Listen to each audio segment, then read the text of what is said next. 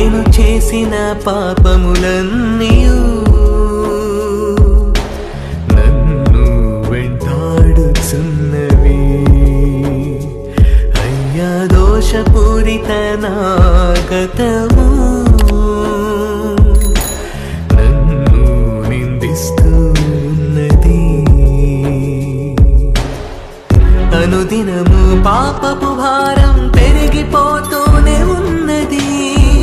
నా జీవితాన రక్షణ ద్వారం మూసుకుపోతున్నది. అనుదినము పాపపు భారం పెరిగిపోతూనే ఉన్నది. నా జీవితాన రక్షణ